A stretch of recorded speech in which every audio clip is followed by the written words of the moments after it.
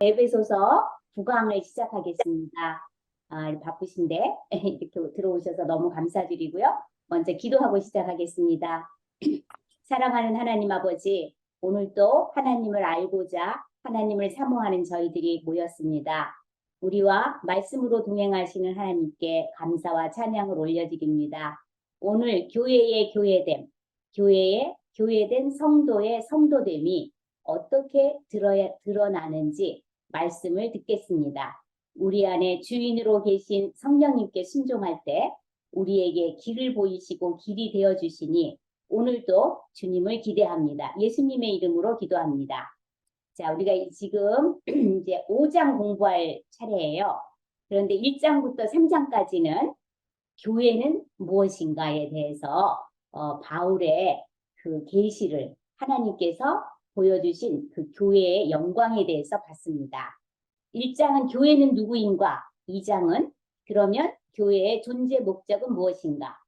3장은 하나님의 비밀 경륜은 무엇인가?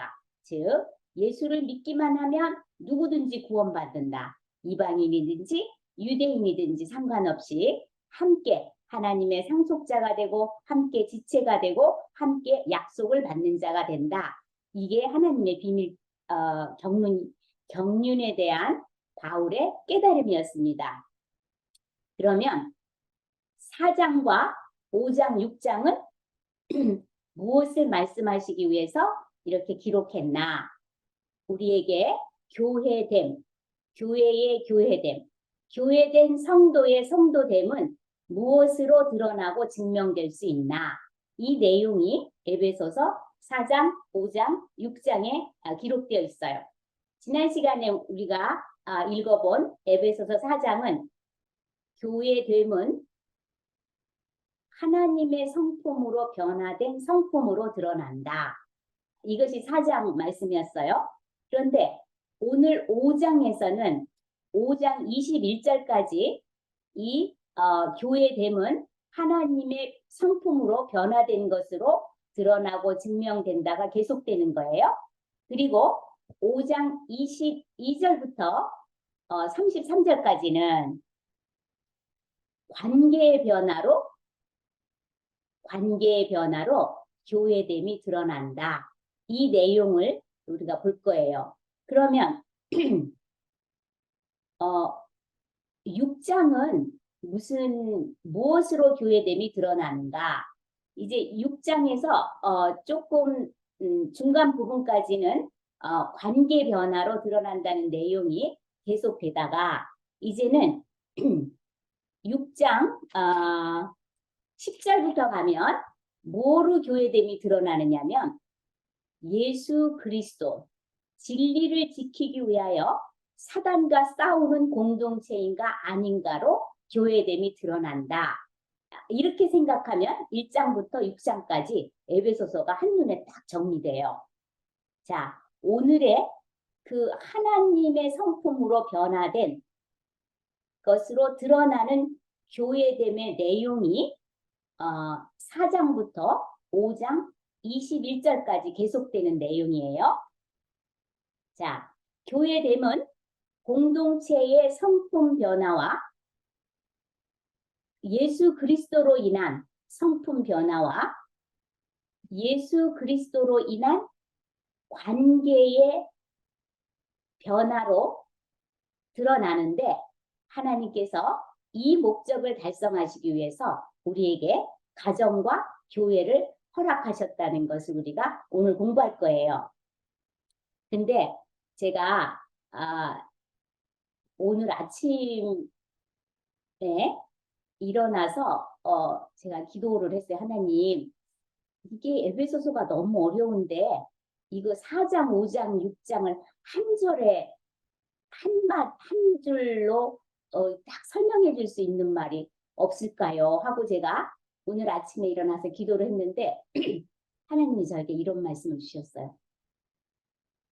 이것을 가능하게 하는 것은 자기 생각을 버리고 성령님께 순종하는 데 그 열쇠가 있다. 아무리 지식을 알고 많이 알아도 이 한 문장이 해결되지 않으면 그냥 교리일 뿐이다. 이런 생각을 저한테 주셨어요. 그래서 우리가 이 5장, 6장, 4장, 5장, 6장을 공부할 때 핵심은 자기 생각을 버리고 성령님께 순종하면 성령님이 우리를 변화시킨다는 사실을 기억하고 읽어야 된다는 그런 생각을 저에게 주셨어요. 자, 먼저 5장을 21절까지 그리고 21절부터 33절까지 이렇게 나누어 읽을 건데 오늘 먼저 첫 번째는 5장 1절부터 21절까지 우리 사모님 읽어주시겠어요? 그러므로 사랑을 받는 자녀같이 너희는 하나님을 본받는 자가 되고 그리스도께서 너희를 사랑하신 것 같이 너희도 사랑 가운데서 행하라. 그는 우리를 위하여 자신을 버리사 향기로운 제물과 희생 제물로 하나님께 드리셨느니라. 음행과 온갖 더러운 것과 탐욕은 너희 중에서 그 이름조차도 부르지 말라. 이는 성도에게 마땅한 바니라. 누추함과 어리석은 말이나 희롱의 말이 마땅치 아니하니 오히려 감사하는 말을 하라. 너희도 정녕 이것을 알거니와 음행하는 자나 더러운 자나 탐하는 자 곧 우상 숭배자는 다 그리스도와 하나님의 나라에서 기업을 얻지 못하리니 누구든지 헛된 말로 너희를 속이지 못하게 하라. 이로 말미암아 하나님의 진노가 불순종의 아들들에게 임하나니 그러므로 그들과 함께 하는 자가 되지 말라.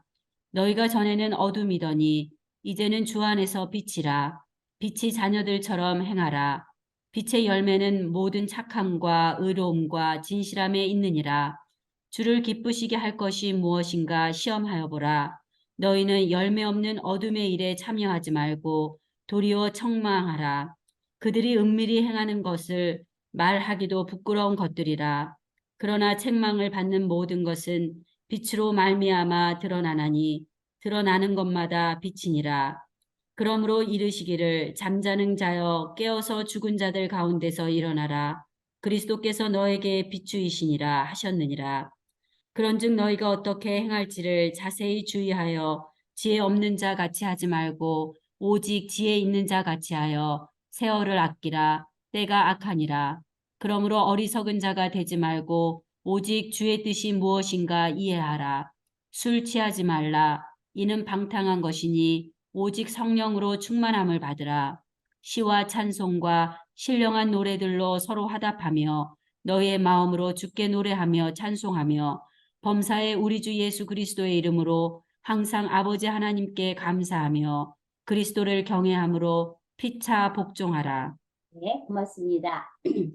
자, 5장 1절에서 21절까지는 교회의 교회됨, 교회된 성도의 교회됨은 하나님의 성품으로 드러나고 증명된다라는 내용이에요. 자, 1절과 2절을 보면 무슨 내용이냐면 교회는 하나님의 사랑을 본받는 것으로 드러나고 증명돼요. 근데 이 모든 것이 성품과 관련이 있습니다. 5장 1절에 보면 교회는 하나님을 본받는 공동체인데 그러므로 사랑을 받는 자녀같이 너희는 하나님을 본받는 자가 되고 자, 이 그러므로는 5장 전체를 받는 말인데 특별히 5장 31절과 32절을 받아요. 그 교회가 어떤 성품으로 변화되어야 한다라는 내용이에요. 친절, 사랑, 용서 이런 내용이에요. 자, 교회는 하나님을 본받는 자들의 공동체니까 하나님을 본받는 자가 되라 이렇게 말씀하시는 거예요. 그런데 누구를 본받으려면 먼저 내가 누구인지를 알아야 돼요. 나는 예수님의 핏값으로 사신 하나님의 사랑받는 존재인 것을 알아야 돼요. 우리가 정말 하나님의 자녀라는 이 말에 가슴이 뛰고 설레입니까? 하나님의 자녀라는 하나님의 자녀가 되었다는 이 복음을 듣고 우리 마음속에 이 세상에 어떤 것보다도 복된 소식이라는 것이 깨달아집니까? 자, 하나님이 우리 기도를 응답해 주시는 이유도 너희에게 아버지가 있다는 사실을 알려주시기 위함이에요. 그래서 사역에 열중하는 것으로 하나님을 알고 있다고 생각하면 안 되는 거예요. 하나님을 아는 것은 관계로 알아요. 관계로 됩니다.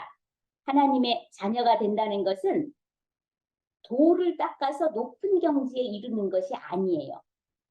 예수님을 믿어 하나님의 자녀가 된 것으로 이미 완성된 거예요.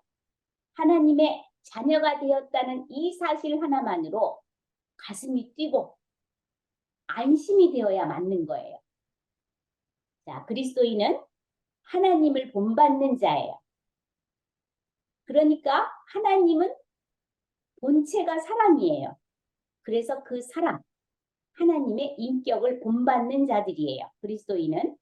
그러니까 마틴 루터, 카톨릭에 맞서서 종교개혁을 이룬 종교개혁자나 존 웨슬레, 감리교 창시자, 성 어거스틴, 교부이면서 바울 이후에 가장 훌륭한 신학자라고 말하는 분, 바울, 모세, 다윗, 다니엘, 그리고 목사님을 본받는 것이 아니에요. 목사님을 본받으라고 목사님들은 말하신 적이 없는데 왜 이 말씀이 나왔느냐? 자, 교회에 하나님께서 교회를 세우기 위해서, 교회가 온전하게 되기 위해서, 하나 되기 위해서 은사를 주셨는데 그때 직통 계시를 받았다는 사람들이 많이 나타난 거예요. 근데 이 직통 계시를 받은 사람의 특징은 뭐냐면 자기가 받은 직통 계시가 너무나 중요해서 누구의 말도 듣지 않는 거예요. 그러니까 서로 직통 계시를 받았다는 사람이 싸우면 해결할 방법이 없는 거예요. 그래서 교회의 분란을 막기 위해서 그러면 눈에 보이는 목사님의 말을 믿고 본받으라는 말이 나왔다고 그래요. 그러나 이분들이 훌륭하신 것은 맞으나 그들을 통해서 일하신 하나님을 본받아야지 사람을 본받는 게 아닌 거예요. 자, 본받는 것이 무슨 내용인지 우리가 이제 알았어요. 그러면 교회는 2절에 보면 하나님의 예수 그리스도의 십자가의 사랑, 하나님의 십자가의 사랑을 실천하는 공동체예요. 2절에 보면 그리스도께서 너희를 사랑하신 것 같이 너희도 사랑 가운데서 행하라. 사랑을 행하는 공동체예요. 그는 우리를 위하여 자신을 버리사 향기로운 제물과 희생 제물로 하나님께 드리셨느니라. 나는 예수님이 당신의 몸을 희생 제물로 드려서 나를 사단에게서 건져낸 유일무이한 하나님의 사랑받는 자녀예요. 교회는 예수님의 사랑만 하는 공동체예요. 자, 우리의 자녀들이나 우리의 남편들이 하나님의 사랑에 대해서 눈이 열리기만 하면 세상에 가짜 사랑에 헤매이지 않습니다. 방황 끝이에요. 자, 그 다음에 3절에서 6절까지 보겠습니다. 자, 교회는 어떤 공동체냐? 도덕적 성결함을 드러내고 성결함으로 드러나고 증명되는 공동체예요. 5장 3절. 교회는 음행이나 더러움이나 탐욕을 하지 않습니다. 이 교회는 교회된 나도 포함되는 거예요. 3절. 음행과 온갖 더러운 것과 탐욕은 너희 중에서 그 이름조차도 부르지 말라. 이는 성도에게 마땅한 바니라. 구원은 예수를 믿어서 받아요. 공짜예요. 그렇지만 구원받은 증거, 교회됨의 증거, 성도됨의 증거는 도덕적 삶으로 증거돼요. 드러나요.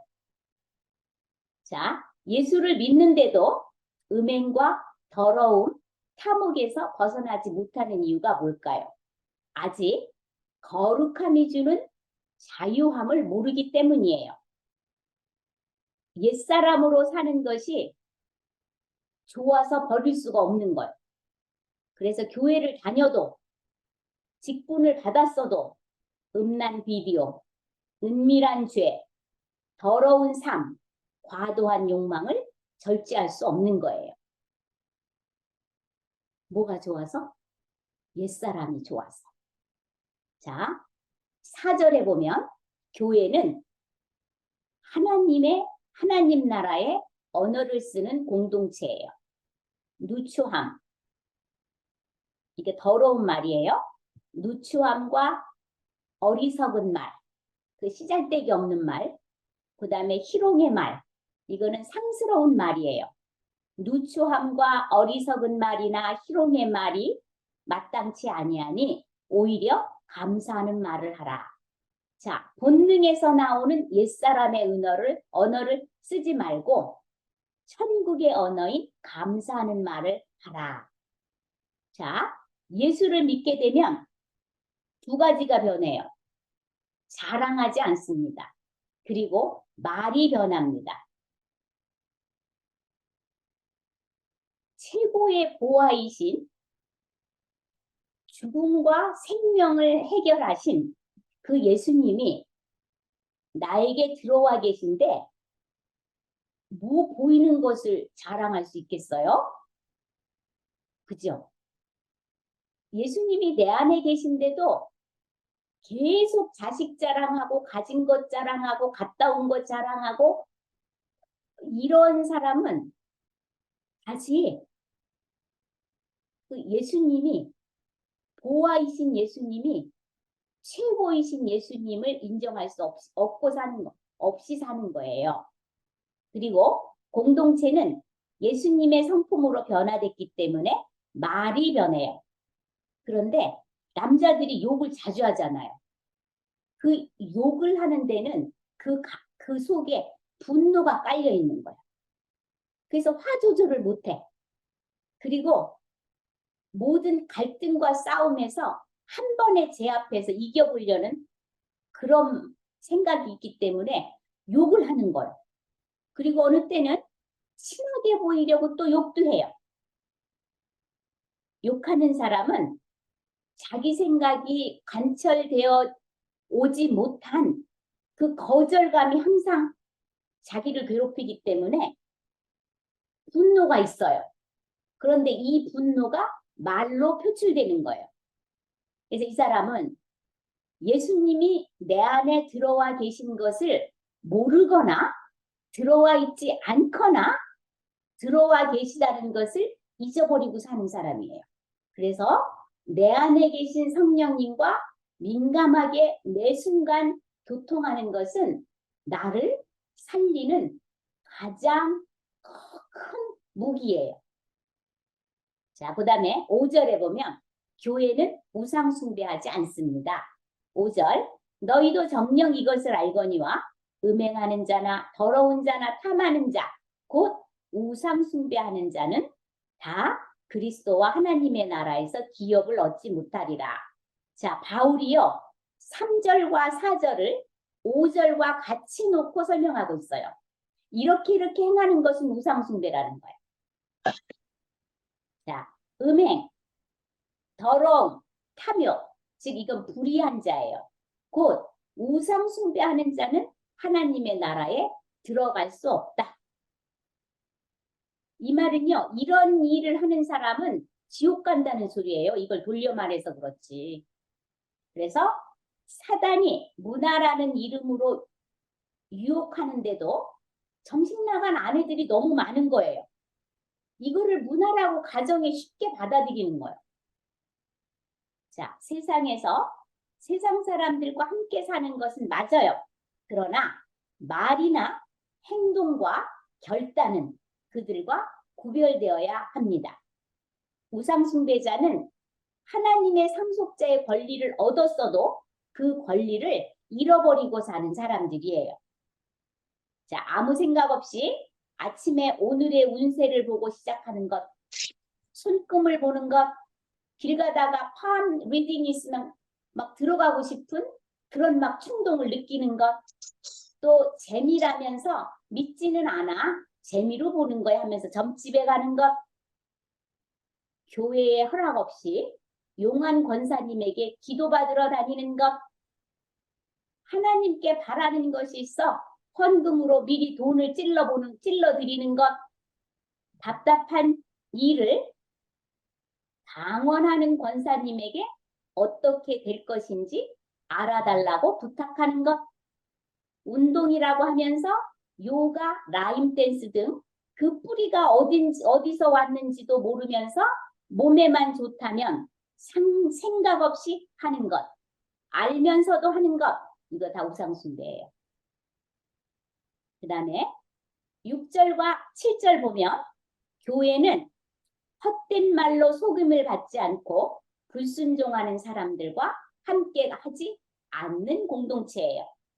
누구든지 헛된 말로 너희를 속이지 못하게 하라. 이는 이로 말미암아 하나님의 진노가 불순종의 아들들에게 임하나니 그러므로 그들과 함께하는 자가 되지 말라.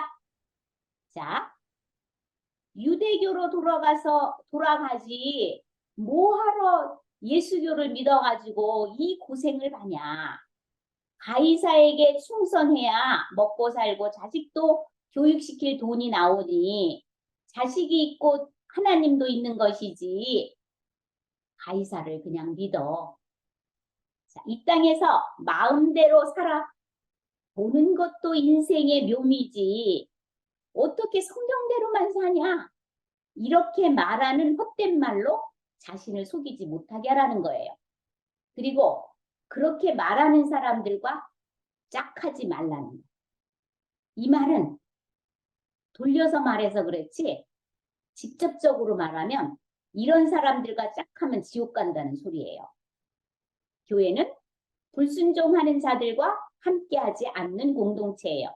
신앙의 노선이 분명히 다른데도 정 때문에 자기 유익 때문에 양다리 걸치지 말라는 말이에요. 자, 예수를 믿는 것이 죄사함을 받고 영생을 받는 것으로 다가 아니라는 말이야. 이 땅에서 사는 동안 삶의 변화까지 가야 된다는 말이에요.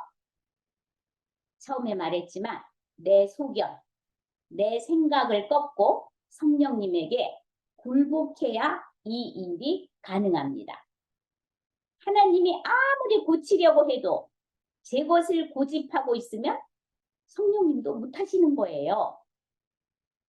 자, 그 다음에 이제 8절부터 14절까지는 교회됨, 교회의 교회됨, 교회된 성도됨은 빛된 삶으로 드러나고 증명된다는 내용이에요.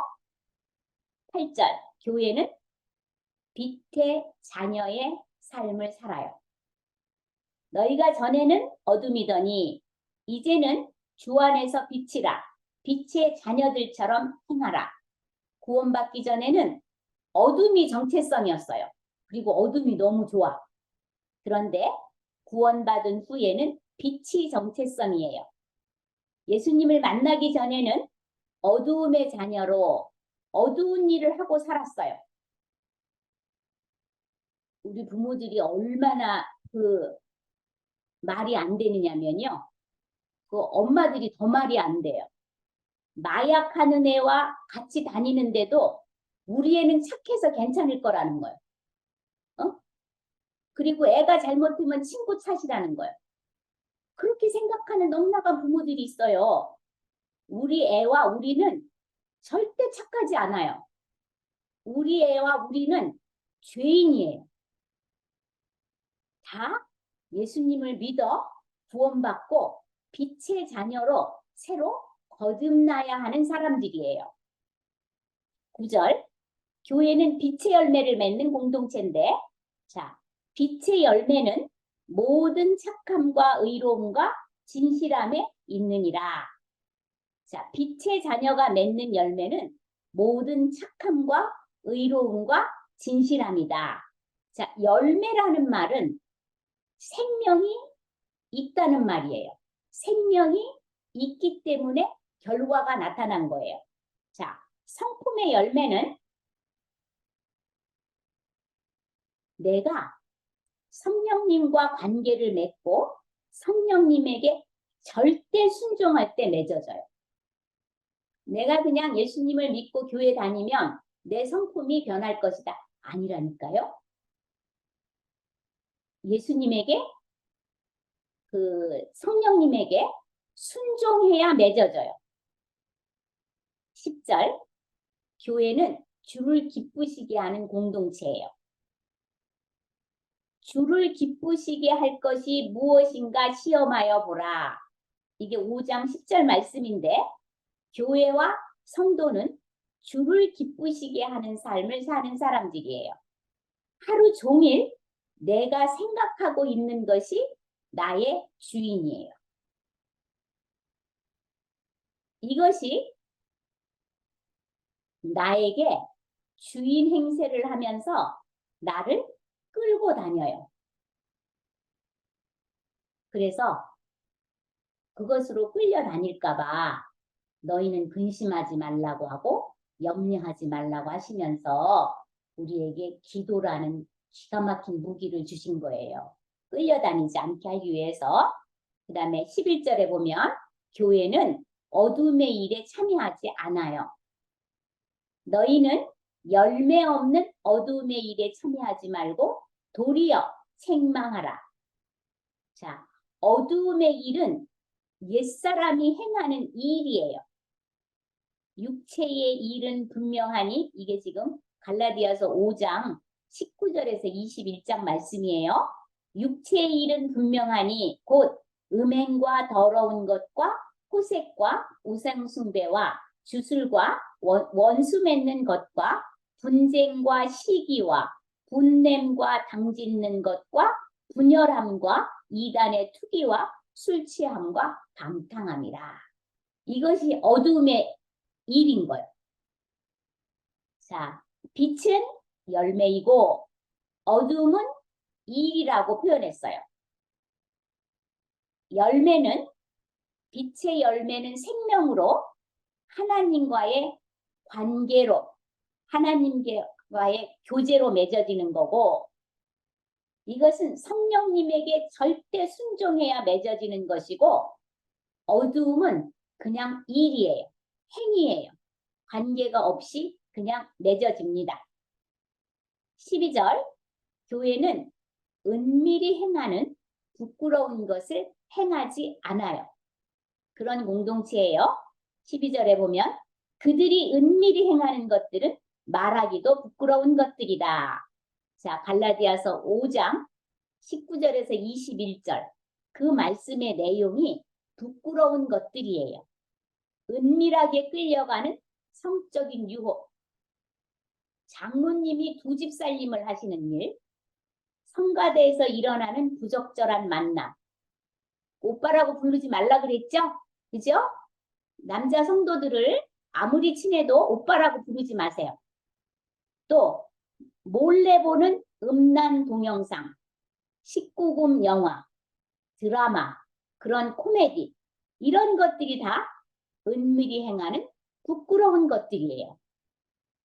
그런데 이런 부끄러운 것들은 쉬쉬하고 또 쉬쉬하면 안 돼요. 쉬쉬하지 말고 은밀히 행하는 부끄러운 것들이 밖으로 드러나야 치유가 시작됩니다. 자, 13절. 교회는 빛으로 책망하는 공동체예요. 말씀으로 책망받는 공동체예요. 그러나 책망을 받는 모든 것은 빛으로 말미암아 드러나나니 드러나는 것마다 빛이니라. 빛. 말씀은 모든 악한 것을 드러내게 해요. 빛이기 때문에. 자, 설교를 듣고 성경을 읽었으면 내가 얼마나 하나님의 말씀에서 벗어나 살고 있는지를 알게 되어서 통곡하며 가슴을 쳐야 되는데 우리는 그렇게 안 해요. 예수 잘 믿겠다고 설교를 듣고 설교를 들을 때 책망하시는 그 말씀을 목사님이 자기 개인에게 하는 거로 오해하는 거예요. 아니에요. 그래서 목사님이 은혜로운 설교를 하면은 좋은 목사님이라고 하고 우리를 책망하는 목사님은 그 직장의 어려움과 가정의 어려움에서 안 살아보셔서 저런 말씀을 하고 있다. 이렇게 말하는 거예요. 그러면은 설교를 듣나 마나예요. 목사님의 책망을 하나님의 말씀으로 받아들이는 성도가 하나님의 성품으로 변화된 그런 성도예요.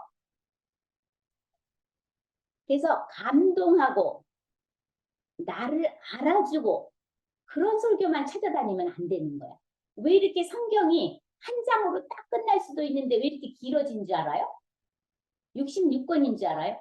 해도 안 들으니까 그렇게 길어진 거예요. 그래서 목사님의 설교를 하나님의 말씀으로, 경고의 말씀으로 듣는 성도가 정말 진짜 성숙한 성도예요. 그래서 내가 가는 곳마다 말씀으로 빛을 들어가게 해서 죄가 폭로되게 해야 합니다. 그리고 남편의 외도나 폭력도 밖으로 드러내야 고쳐질 수 있어요. 내가 용서해주고 헌신해주면, 기도 많이 하면 남편이 알아서 끊겠지 하면 안 되는 거예요. 남편이 그렇게 착하지 않다니까. 초장부터 친정과 교회에 알리고 상담과 병원 치료를 같이 받아야 그것이 성경적이에요. 목원들은 지체의 어려움으로 뒷담화하거나 사람들에게 이걸 퍼날르면 안 돼요. 자, 이 일로 하나님이 어떤 한 사람을, 어떤 한 가정을 구원시키려고 일하시는 중인 거예요. 그래서 구원하고 정결케 하시고자 하시는 거예요.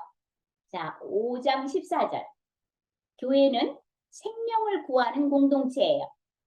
그러므로 이르기를 잠자는 자여 깨어서 죽은 자들 가운데 일어나라. 그리스도께서 너에게 비추이시리라 하셨느니라. 교회, 성도의 빛된 삶은 어두움의 사람들을 일으켜 생명으로 나올 수 있게 해줘요.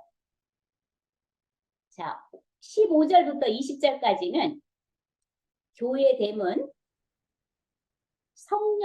성령 충만함으로 드러나고 증명된다는 내용이에요. 15절, 성령 충만한 교회는 하나님의 지혜로 살아요. 사는 공동체예요. 그런즉 너희가 어떻게 행할지를 자세히 주의하여 지혜 있는 자 같이 오직 지혜 있는 자 같이 하라. 자, 성령 충만은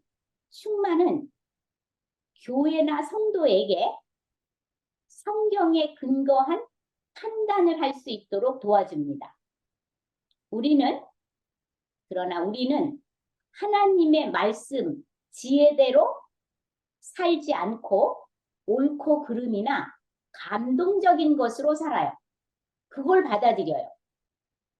그래서 인본주의를 뿌리로 해서 나온 말인지 하나님에게서 나온 말인지를 분별해야 되는데 그걸 분별하지 않고 그냥 좋은 말이면 다 들어요. 그리스도인은 하나님의 말씀만을 기준으로 해서 사는 사람들이에요. 그래서 어떤 유명한 스님의 행복 강연, 스타 강사의 마음 강연, 그런 것은 모두 인본주의 뿌리에서 나온 말들이에요. 자, 성령 충만은 힘도 아니에요. 세력도 아니에요. 능력도 아닙니다. 성령은 하나님의 또 다른 표현인 하나님이세요. 그래서 하나님이 인격이듯이 성령님도 인격입니다. 성령 충만은 간절히 구해서 받아서 성령님을 많이 소유하는 게 아니에요. 성령 충만은 주님께 복종해서 내 마음을 들여서 예수님이 나를 소유하십니다. 예수님이 나를 완전히 장악하고 나를 사로잡으시는 거예요. 이 미묘한 차이를 아셔야 돼요. 그리고 방언 기도는 하나님의 임재, 성령님의 임재를 알려주는 아주 강력한 증거예요. 그러나 방언 기도가 나의 신자됨을 말해주거나 무슨 능력을 받은 것이 아니에요. 더욱 겸손하고 조심해야 할 일이에요. 방언 기도를 주변 기도하는 사람들이 방해를 받을 만큼 큰 소리로 하면 안 돼요. 자, 그 다음에 16절. 성령 충만한 교회는 악한 시대에 세월을 아끼는 공동체예요. 세월을 아끼라. 때가 악하니라. 하나님의 말씀대로 살기가 어려운 세상이 되었기 때문에 스스로 점검해 분별하지 않고 살면 허송세월하고 산다는 뜻이에요. 여기서 그냥 살다가 천국에 가면 변화된 삶을 살 것이라고, 하나님이 그렇게 하실 것이라고 성경은 말하지 않아요.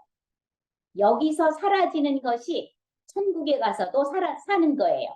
그래서 세월을 아껴 부지런히 주님과 동행하는 삶, 교제하는 삶, 주님과 하나 되는 삶을 살아서 예수님을 닮아가는 삶을 살아야 되는 거예요.